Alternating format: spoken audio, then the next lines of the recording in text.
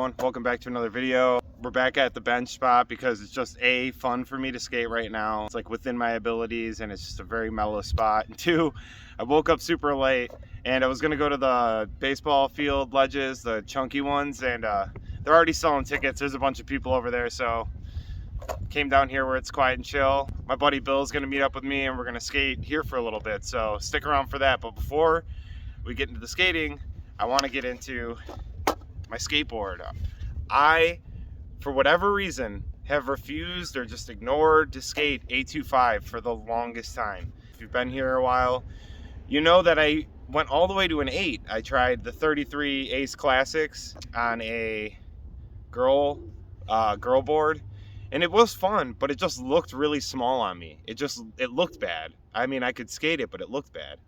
This kind of solves that problem. It doesn't look terrible when I'm skating it. It kind of looks like it fits me. And yeah, it's manageable. It's lighter. You know, I could put the deck rails on, which I'll get into in a minute, but can put stuff like deck rails on and have, you know, 55 conical full wheels, and it's still a real manageable board that snaps and stays with my feet and feels real nice. This tired shape is amazing. It feels so good. Like, there was no breaking in period. There was no getting used to it. I just threw it down and it felt like a good skateboard under your feet. I love a 14-inch wheelbase, as we all know, and this is 14.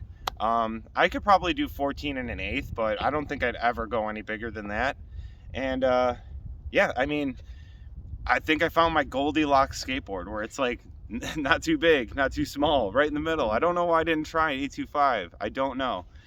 I was doing crooks yesterday and the pinch on the crook felt so good. It felt better than the 8.5, because the 8.5, I feel like there's room for error, where if you land a little bit miscalculated, it just kind of falls into where it needs to be, which is good if you want like consistency. But like, I was just feeling like when I did lock in, it was right in that spot and it just felt perfect. Like, you knew exactly when you were like right in the pinch and feeling good. So I don't know. I mean, maybe it's a placebo type thing, or I have no idea, but I'm not switching anymore. I think this is my Goldilocks setup. I'm staying on the 44 Ace AF1s. And like I said, I want to axle these trucks. And then these wheels are huge. I'm going to be riding these forever. I got another set for backup, so I'm happy with that. But let's get into the rails. This is the new addition. So I love skating rails. I always have. Like, it's like you can lock into board slides. It feels so good. And my biggest problem is like just a bigger guy, and I would pop out the rails all the time. Anytime I landed a flip trick wrong, or just like did flip tricks for more than like a half hour, I'd bust out one of the screws.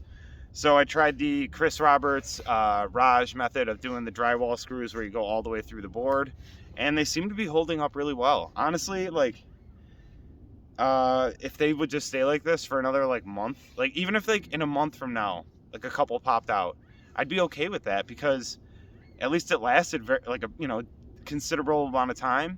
Whereas like before, when I tried like the standard deck screws, they would just pop out in, you know, a week at the most, like sometimes even like session 1.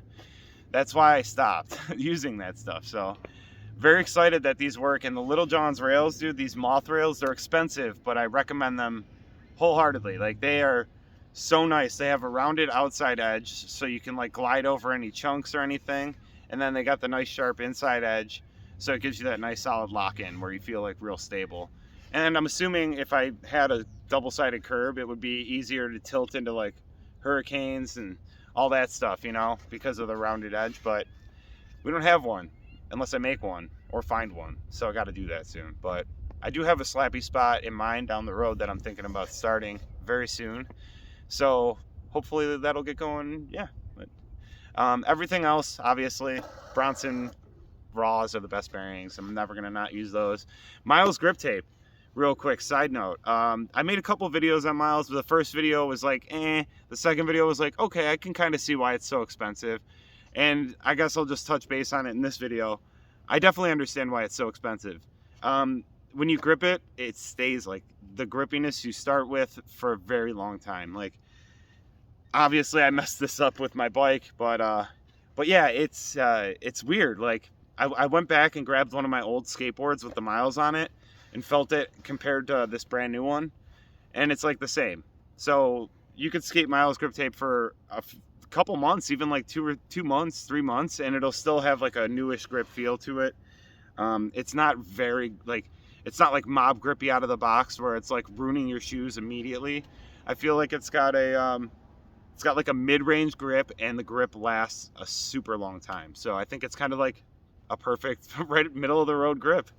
And it's very thin, so it feels very like high quality when it's on your board. Like your board feels like thinner in your hands, so that's a plus too.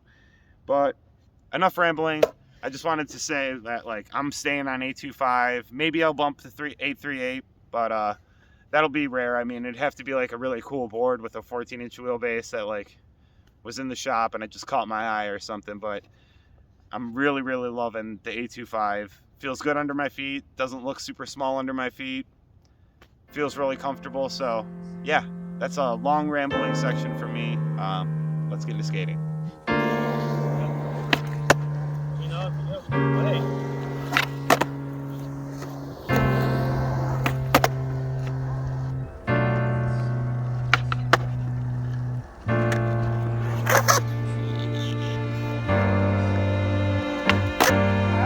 That was my first back